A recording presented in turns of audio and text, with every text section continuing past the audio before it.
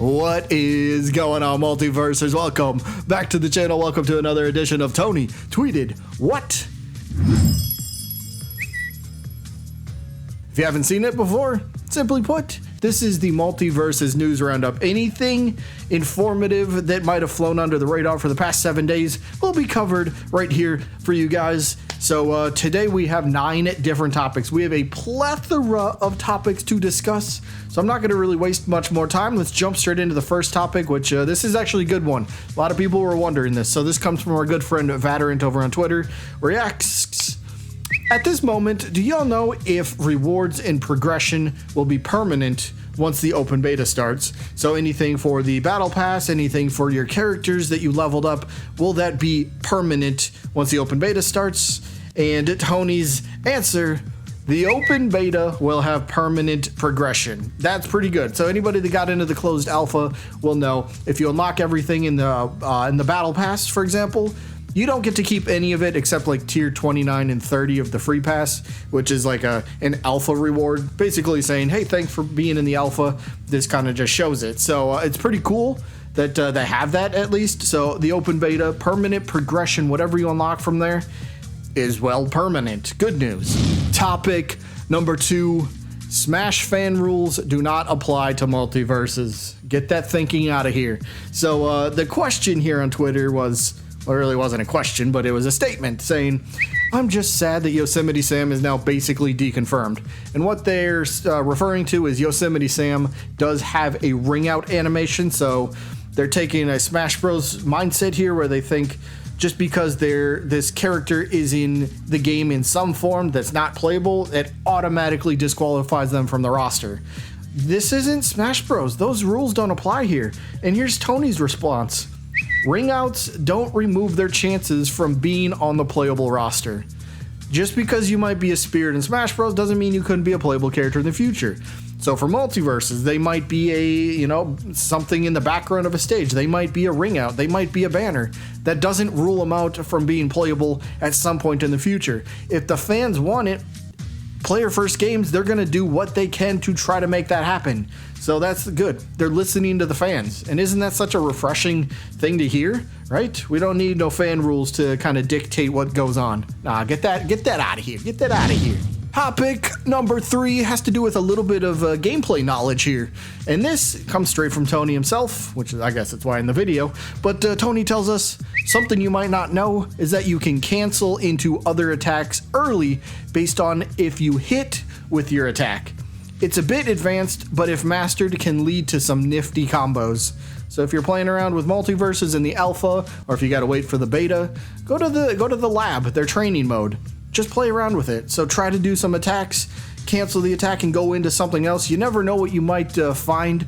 This game's gonna be absolutely crazy when it comes to stuff like that. So Tony here, giving us a little bit of gameplay advice that maybe some of us will be able to take advantage of. Topic number 4. We're talking about the ranking system. Now, the question here presented is, Tony, I've been enjoying watching people play the game, but I was wondering if there will be a named ranks in the finished version of the game.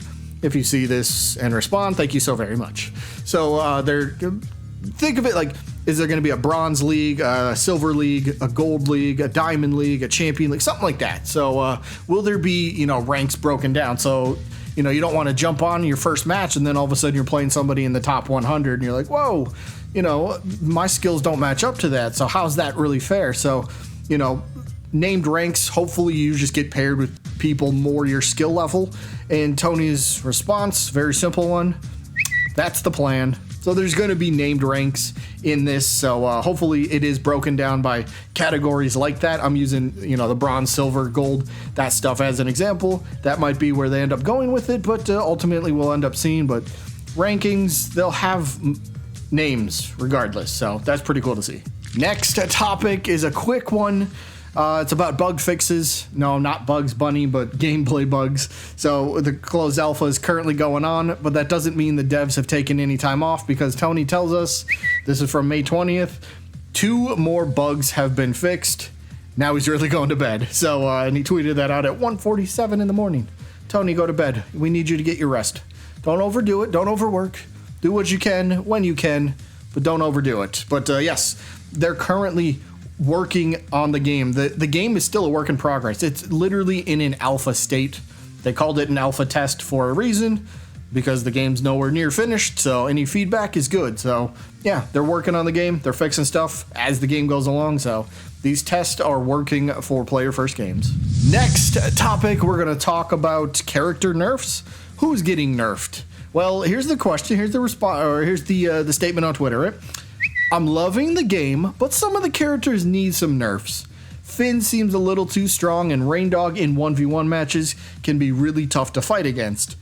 He can be with a certain perk, yeah, you know the one, the gray health one, yeah, that one. But yeah, so yeah, some characters might seem a little bit stronger in certain situations than others. So Tony's response was, Finn, Jake, Harley, and Raindog are getting a bit more punish windows. Now, I believe what he means by that is maybe a little extra end lag to some of these attacks, because he gives us a little bit more of a description here, a little bit more information here, where he says, we're adding a bit more recovery, end lag, to the worst offenders. So Jake's horse, Taz's spin attacks, amongst others.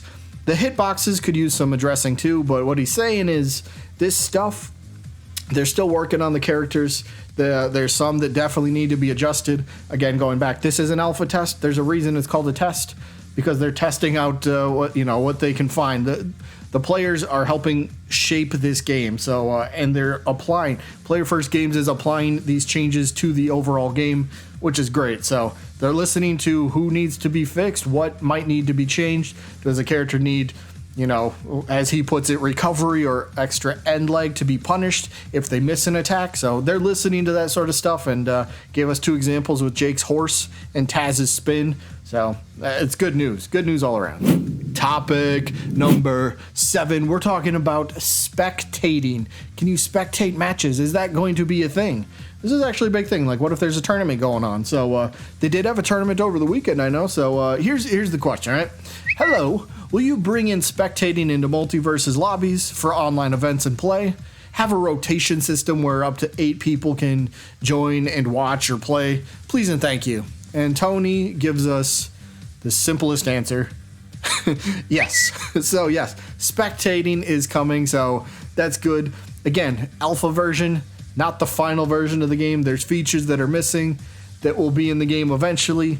They just need some time to work on it. So yes, spectator mode, it's coming. So I know that's going to make a lot of people happy.